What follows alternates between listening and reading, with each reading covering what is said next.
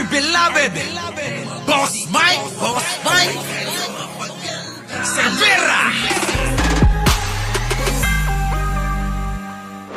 Kita nyo? Piso, dollar exchange, 55 na lang mga kababayan, no? Oh, ano yung dati, yung previous? 56, oo, 145. Ngayon po, mga kababayan, no? 55.84 na lang. Nako, grabe. Tuloy-tuloy po talaga. Alam nyo, sa kasaysayan ng pamumuno ni Duterte, never po bumaba ng ganyan. Opo, never. Never bumaba ang piso kontra dolyar, mga kababayan, ng ganyang kababa. Kaya nga mga kababayan, kakaiba talaga mag-isip si Pangulong Bongbong. At ako'y nagtataka kung bakit itong kampo ni Duterte pinapakalat nila na tayo, mga kababayan, ay papunta daw sa Kumunoy. Kung ganito, mga kababayan, ang pamumuno na tingin nila ay papunta sa Kumunoy, ano yung para nung panahon ni Digong? Papunta sa impyerno. Alam mo, grabe, no, mga kababayan, ng paninira ng mga to. Siyempre, mga kababayan, kailangan nilang gawin ang manira ng manira. Dahil po, mga kababayan, itong mga tao na nagsasalita ay may mga issue na nanganganib mawala yung kanilang kabuhayan. O, eto na. Example, si Roque nagmamakaawa na. Bakit ho? Dahil nga po, mga kababayan, ikukumpiskahin na po lahat ng mga ari-arian neto eh. O, pasok!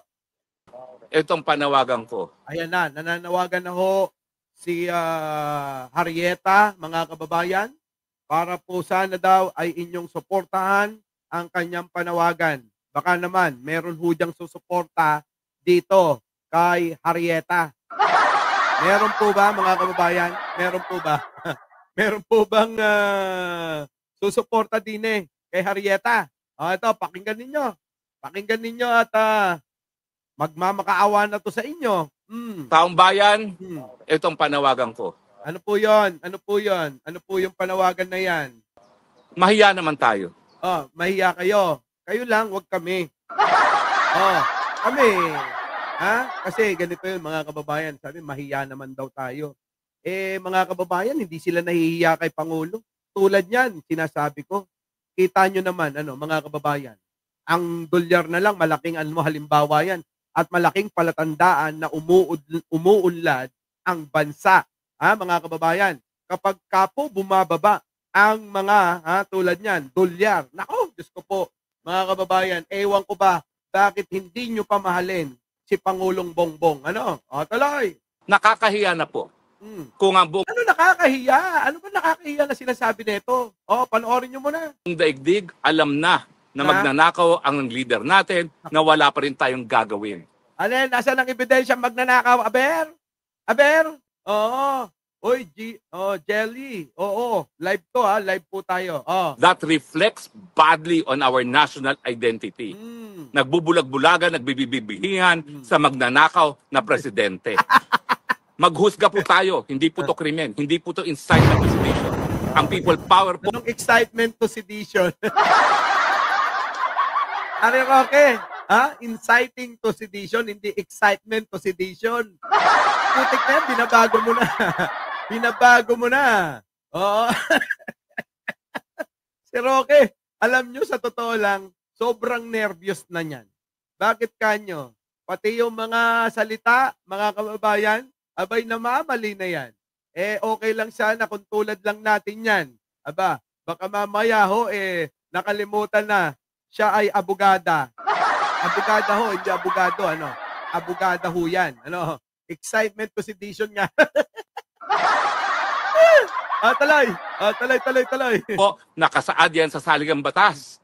Gamitin natin ang kapangyarihan natin. Kita nyo, nagmamakaawa na. Gamitin nyo na daw yung kapangyarihan ninyo para pabagsakin si Pangulong Bongbong.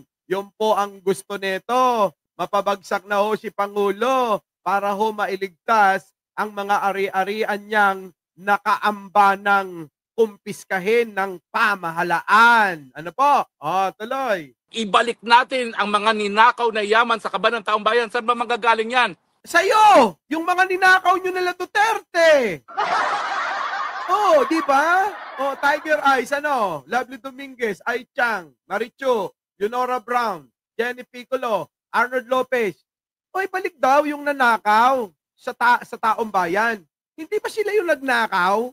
Rocky, uy, kayo yung nagnakaw. Dapat kayo yung magbalik. Ipinapasa mo na naman sa iba yung ginawa nyo eh. Yan, diyan kayo magaling. Ipasa yung ginawa nyong masama, yung ginawa nyong pagnanakaw sa ibang tao. O ngayon, Roque, balik mo na oh. Diba? O, tuloy. Ibalik daw mga kababayan eh. Talagang batas. Gamitin natin ang kapangyarihan natin. Ibalik natin ang mga ninakaw na yaman sa kaban ng taong bayan. Saan ba manggagaling yan? Oh, sa iyo, sa inyo nila Duterte, sa inyo nila Sara. Sino ba nagnakaw mga kababayan? Di ba sila? Si Sara, sino ba may issue ng pagnanakaw? Di ba si Sara?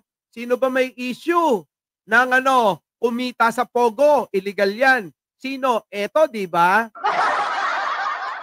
Kaya ako nagtataka mga kababayan eh. Oo. Dahil siguro mga kababayan, etong si Roque, talagang hindi na pinaniniwalaan ng tao eh.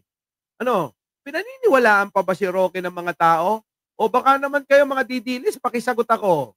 O baka si Libayan naniniwala rito? Libayan, naniniwala ka rito? Sa bagay, hindi na nakakapagtaka, ano?